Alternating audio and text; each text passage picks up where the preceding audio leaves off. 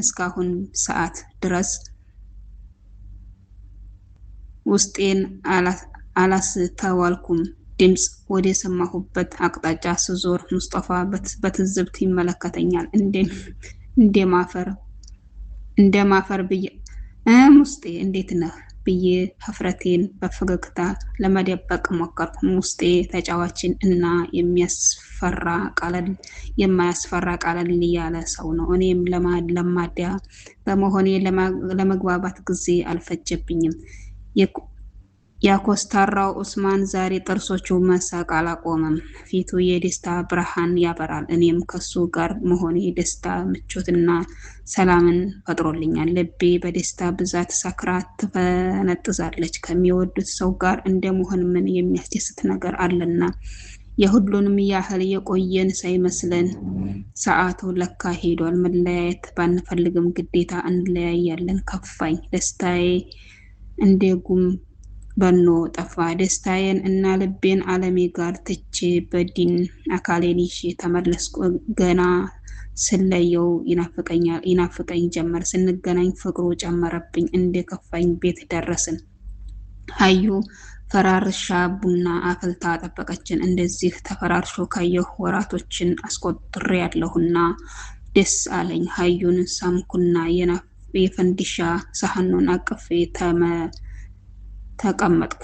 ፈንዲሻ እንደምወድ ስለሚያውቁ ተያይተው ተሳሳቁ። ግን ዘይቱ ሲበዛ ልብሽን አያምሽም ትለኝ ነበር ኢክሩ። ሳህኑን ይዤ ስቀመጥ ኧረ ትንሽ እንኳን ስጭኝ ብላ ነቢ ከጎኔ ተቀመጠች። እሺ ውሎ እንዴት ነበር አለችኝ ሀዩ ለመስማት እየተመቻቸች።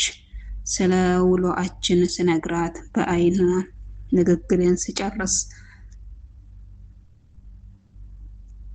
ነቢ ሳቋን ለቀቀችው። ውይ ኢሙ በቃ በፍቅር ተሸነፈች።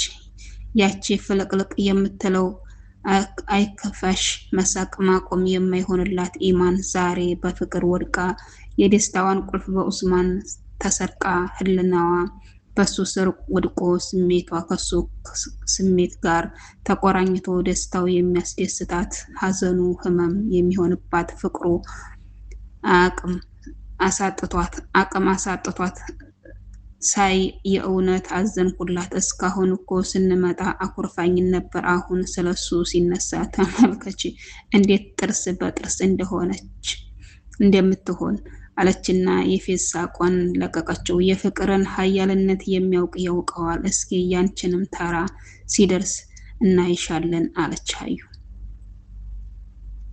የእርፈት ጊዜን ከአለሜ ጋር አሳለፍኩ። ግን ሁሌም ስንገናኝ ነቢያና ሙስጤ ከኛ ጋር ናቸው። አለሜ የመጣንበትን ጉዳይ ጨርሷል። ግን እኔ እስከምመለስ ድረስ አብሮኝ ለመሆን ወስኗል። የእኔም የእረፍት ቀን አልቆ 2 ቀን ብቻ ቀርቶኛል። አቤት የጊዜው ሩጫ! አንድ ቀን የቆየን ሳይመስለኝ 10 ቀናት አለፉ። ግን እስካሁን ለምን ጉዳይ እንደመጡ አልጠየቅኩም ነበር። የመጡበትን ጉዳይ እንደጨረሱ ሲነግረኝ ነበር። ግን ለምን ነበር የመጣችሁት ብዬ ጠየቅኩት። ሙስጤ ሳቀብኝ። ለነገሩ አልፈርድብሽም፣ ኡስማን ማሳቢያሽን ወስዶ ነው። ቆይ ግን ምን ይሻላችኋል? ያለ ማሰቢያ እንዴት ትኖራላችሁ? የሱንም እኮ ማሰቢያ ሰርቀሽዋል። የሚሰራውን አያውቅም። ዝም ብሎ መጣ እንጂ ሁሉን በእኔ ጥሏል። ኢማን ሁኗል ሀሳቡና ወሬው ሲል ልቤ በደስታ ቀለጠች። የመጣ ነው የአሽከርካሪዎች ማሰልጠኛ ተቋም ለመክፈት አስበን እኔና ኡስሚ አንዳንድ ነገሮችን ከዚህ ጨርሰን አሁን ደግሞ ባህር ዳር ማስጨረስ ያለብን ነገር አለን እና አሁን ደግሞ ባህር ዳር ልትሄዱ ነው አልኩ። አይ ልትሄድ በይኝ፣ እኔ ብቻዬን ነኝ። እሱ በድኑ ነው ያለው፣ መስራት አቁሟል። ብቻ ውክልና የተሰጠን ለሁለታችን ስለሆነ ፊርማው ስለሚያስፈልግ ወስደዋለሁ ብሎ የኡስማኔን በፍቅር መውደቅ ታዝቦ በአሽሙር ተናገረ። አምስታችሁም ናችሁ በጋራ የምትከፍቱት? አዎ፣ ግን ሁለቱ ታያቸው ከማል በልጅ ፍቅር ተጠምዶ ለኛ የሚሰጠን ጊዜ አጥቷል። ስራ ቦታ መዋል ራሱ ከብዶታል። ከልጁ ጋር ውሎ ቢያድር ስምንቱ ነው። አንዋርም ያው ኢክራም እርጉዝ ነች። ብቻዋን ሊተዋት አይችልም።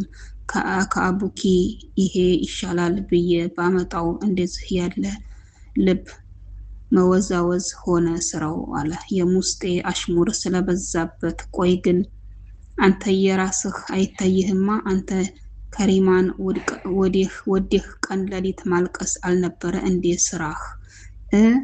ለያዥ ለገናዥ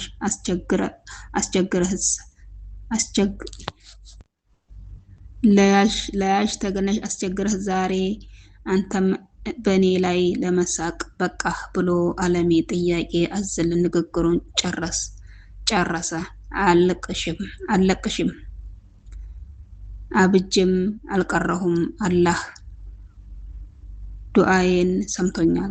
ታውቃለህ፣ በቅርቡ ሚስቴ ትሆናለች። ሚስቴ ከንግግሩ ውስጤ ሊያገባ እንደሆነ ተረዳሁ። ከማል መንገዱን አሳያቸው። አንዋር ተከተል። አሁን የሙስጤ ተራ ደረሰ። ዛሬ የመጨረሻ ቀኔ ነው። ካሁን በኋላ አለሜን ለማየት ወራቶችን መጠበቅ አለብኝ። እንዴት ነው የምችለው? ከጎኔ ሆኖ እየናፈቀኝ ጭራሽ ሳላየው የዓመት ያህል በተለጠጠ ነገር የሚሉት ቀን ባይመጣ ብዬ ተመኘሁ።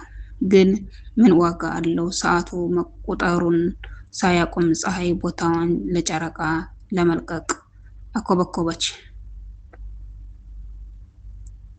ክፍል 14 ይቀጥላል። ውድ ቻናሌ ቤተሰቦች ላይክ፣ ሼር፣ ሰብስክራይብ ማድረጋችሁን አትርሱ። ሀሳብ አስተያየት በኮሜንት አስቀምጡልኝ። ማስተካከል ያለብኝን ነገር እንዳስተካከል ለኔ ይጠቅመኛልና እላላችሁ አስተያየትና ትብብር ከልብ ነው ምስጋናዬ። አሁንም ወደፊትም ድጋፋችሁ ያስፈልገኛል። ውድ ቻናሌ ቤተሰቦች ላይክ እና ሰብ እንዳይረሳ።